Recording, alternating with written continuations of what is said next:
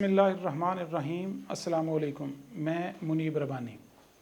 سیرت النبی کے سفر کرتے کرتے آج ہم پہنچے ہیں پہلی وحی کے قصے پر۔ عربی زبان کا لفظ ہے نبوہ، معنی بلند، اونچا۔ اسی سے ہے نبوۃ الارض، یعنی اونچی یا بلند جگہ۔ اسی لفظ نبوہ سے لفظ نبی ہے، معنی بلند مرتبہ، یعنی کردار، تقوی، اخلاق، علم اور سب اچھی عادات اور اچھی باتوں میں بلند مرتبہ۔ نبی کا دوسرا معنی ایسی ہستی کے ہیں جو خود نہ بولتا ہو بلکہ اللہ اسے خبر دے۔ لفظ نبی سیدھے راستے کے لیے بھی استعمال ہوتا ہے، یعنی وہ سیدھا راستہ جو ہدایت کا راستہ ہے اور جو اللہ کا راستہ ہے۔ وحی کے معنی ہیں اشارہ کرنا یا دل میں بات ڈالنا۔ لغوی معنوں میں وحی ایسا اشارہ ہے جس کو صرف اشارہ کرنے والا یا جس کو اشارہ کیا جاتا ہے وہی سمجھ سکے۔ مذہبی لحاظ سے وحی وہ مقدس پیغام ہدایت ہے جو اللہ کی طرف سے اپنے خاص بندوں یعنی انبیاء کی طرف بھیجا جاتا ہے۔ عام طور پر وحی صرف انبیاء اکرام تک مخصوص ہے، لیکن قرآن پاک میں اس کا ذکر تھوڑا مختلف بھی ہے۔ جیسے سورہ حامیم سجدہ کی آیت نمبر 12 کے مطابق آسمانوں پر وحی ہوتی ہے تو ان کا نظام چلتا ہے۔ سورہ زلزال آیت نمبر 4 اور 5 ہمیں بتاتی ہے کہ ملائکہ کا کام کرنا بھی وحی کے ذریعے ہی ممکن ہے۔ سورۃ طٰہٰ کی آیت نمبر 38 اور سورہ القصص کی آیت نمبر 7، ان دونوں آیات میں موسیٰ کی والدہ پر وحی کا ذکر ہے، جس میں انہیں موسیٰ کو دریا میں ڈالنے اور فکر مند نہ ہونے کے ساتھ ساتھ موسیٰ کے نبی ہونے کے متعلق بھی بتایا گیا۔ اس کے علاوہ انبیاء اکرام کے خواب بھی وحی ہی کا تسلسل ہوتے ہیں۔ جیسا کہ حضرت ابراہیم علیہ السلام نے خواب میں اپنے بیٹے کو قربان ہوتے دیکھا تو انہوں نے اسے اللہ کا حکم مانتے ہوئے اس کی تعمیل کی۔ سیدہ عائشہ رضی اللہ تعالی عنہا سے روایت ہے کہ نبی صلی اللہ علیہ وآلہ وسلم پر وحی کا آغاز سچے خوابوں کی شکل میں ہوا تھا۔ آپ جو بھی خواب دیکھتے وہ ایسا ہوتا جیسے آپ دن کی روشنی میں دیکھ رہے ہیں۔ آپ جو خواب دیکھتے وہ صبح ہو کر سچ آپ کے سامنے ظاہر ہو جاتا۔ جب یہ سلسلہ مسلسل جاری رہا تو اللہ ہی کی طرف سے آپ کا دل تنہائی کی طرف مائل ہونے لگا۔ اس تنہائی کے لیے آپ نے غار حرا کا انتخاب کیا۔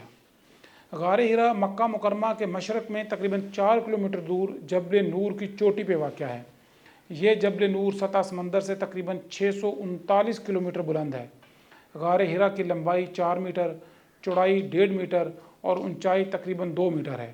نبی صلی اللہ علیہ وآلہ وسلم غار حرا میں اپنے ساتھ کھانے پینے کا سامان لے جاتے، جب ختم ہو جاتا تو گھر واپس آتے اور سامان لے کر غار حرا واپس چلے جاتے، خود بھی کھاتے اور مساکین کو بھی کھلاتے۔ باقی وقت آپ عبادت میں مشغول رہتے۔ ایک دن غار حرا میں جب مشغول عبادت تھے تو جبرائیل علیہ السلام حاضر ہوئے اور فرمایا اقرا۔ نبی صلی اللہ علیہ وآلہ وسلم نے جواب دیا مجھ سے پڑھا نہیں جا رہا۔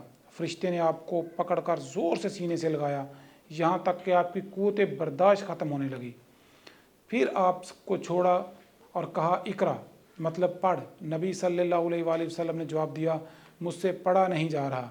اس نے پھر آپ کو بہت زور سے سینے سے لگایا کہ آپ کی قوت برداشت جواب دینے لگی۔ فرشتے نے پھر کہا اقرا، آپ نے جواب دیا مجھ سے پڑھا نہیں جا رہا۔ فرشتے نے تیسری بار آپ کو سینے سے لگایا یہاں تک کہ آپ کی قوت برداشت جواب دینے لگی، اور پھر فرشتے نے کہا اقرا بسم ربک الذی خلق، پڑھو اپنے رب کے نام سے جس نے پیدا کیا، یہاں تک کہ وہ آیت ما لم یعلم تک پہنچ گیا۔ آپ نے یہ الفاظ فرشتے کے سامنے دہرائے حتیٰ کہ یہ الفاظ آپ کے دل پر نقش ہو گئے۔ آپ یہ آیات لے کر گھر کی طرف چل پڑے۔ یہ بات ذہن نشین رہنی چاہیے کہ آپ کو اچانک اس صورتحال کا سامنا ہوا تھا۔ اس سے پہلے آپ کو گمان بھی نہ گزرا تھا کہ آپ نبی بنائے جا رہے ہیں۔ جیسا کہ قرآن کریم کی سورہ شورى آیت نمبر 56 میں ذکر ہے، تم کچھ نہ جانتے تھے کتاب کیا ہوتی ہے، ایمان کیا ہوتا ہے۔ سورہ ہود کی آیت نمبر 49 میں اللہ تعالیٰ کا فرمان ہے، اے محمد یہ غیب کی خبریں ہیں جو ہم تمہاری طرف وحی کر رہے ہیں، اس سے پہلے نہ تم ان کو جانتے تھے اور نہ تمہاری قوم۔ آپ تو غار حرا میں مراقبے اور عبادت میں مصروف تھے کہ یکا یک اس تنہائی میں فرشتہ ظاہر ہو کر آپ کو خالق حقیقی کا پیغام دیتا ہے۔ اس غیر معمولی اور عظیم تجربے سے آپ پر گھبراہٹ کا طاری ہونا عین فطری ہے۔ یہ بات یاد رکھیں کہ یہ خوف جبرائیل کا نہیں تھا، بلکہ یہ گھبراہٹ تھی کلام الہی کے نزول کی اور احساس ذمہ داری کی۔ غار حرا سے گھر کے راستے پر کچھ سوالات بھی یقیناً آپ کی پریشانی کا باعث بن رہے ہوں گے۔ जैसा कि क्या मैं ये ज़िम्मेदारी पूरी कर सकूँगा, मैं लोगों से कैसे कहूँगा कि मैं तुम्हारी तरफ नबी मुकर्रर किया गया हूँ, और लोग क्या मेरी बात मान लेंगे। और वो मुआशरा जो कल तक मुझे सादिक और अमीन के नाम से पुकारता था, वही मुआशरा क्या अब मेरा मजाक उड़ाएगा। इसी वजह से जब आप घर पहुँचे तो आप कांप रहे थे, और घर में दाखिल होते ही आपने फरमाया मुझे कंबल उड़ा दो, मुझे कंबल उड़ा दो। सैयदा खतीजा ने आपको चादर या कंबल दी। कुछ देर लेटने के बाद जब इज़्तिराब की कैफियत जाती रही तो आप सैयदा खतीजा को पूरा वाक़या सुनाया। सैयदा ने पूरा वाक़या सुना और फरमाया आप रिश्तेदारों के काम आते हैं, सच बोलते हैं, कमज़ोरों का सहारा बनते हैं, मोहताजों की मदद करते हैं, मेहमानों की मेहमान नवाजी करते हैं और तमाम नेक कामों में हाथ बटाते हैं। अल्लाह आपको कभी तन्हा नहीं छोड़ेगा। इसके बाद वो आपको लेकर वर्का बिन नौफल के पास गईं। इब्ने कसीर के मुताबिक आप नबी सल्लल्लाहु अलैहि वसल्लम को लेकर वर्का बिन नौफल के पास नहीं गईं, बल्कि जब आप नबी सल्लल्लाहु अलैहि वसल्लम की हिम्मत बढ़ा रही थी तो इत्तफाक से वर्का बिन नौफल आपके घर आ गए। वर्का बिन नौफल के बारे में हम आपको किस्त नंबर 4 में पूरी तफसील से बता चुके हैं कि वर्का बिन नौफल ना सिर्फ बुत परस्ती छोड़ चुके थे बल्कि ईसाईयत इख्तियार कर चुके थे और पुरानी इल्हामी किताबों के बहुत बड़े आलम थे। उन्होंने पूरी बात सुनी और कहा ये वही नामूस है जो हज़रत मूसा अलैहिस्सलाम पर आया था। काश उस वक्त मैं ज़िंदा होता जब आपकी कौम आपको निकाल देगी। और रसूल सल्लल्लाहु अलैहि वसल्लम ने पूछा अच्छा तो क्या ये लोग मुझे निकाल देंगे? वर्का ने कहा हाँ, जब भी कोई आदमी इस तरह का पैगाम लाया है जैसा कि आप लाए हो तो उससे ज़रूर दुश्मनी की गई है। अगर मैंने आपका ज़माना पा लिया तो मैं आपकी मदद करूँगा। इसके बाद वर्का जल्द ही फौत हो गए और वही का सिलसिला भी रुक गया। एक बात की वजाहत यहाँ करते जाएं कि सैयदा खतीजा नबी सल्लल्लाहु अलैहि वसल्लम को लेकर वर्का के पास नबूवत की तस्दीक करवाने के लिए नहीं गई थी।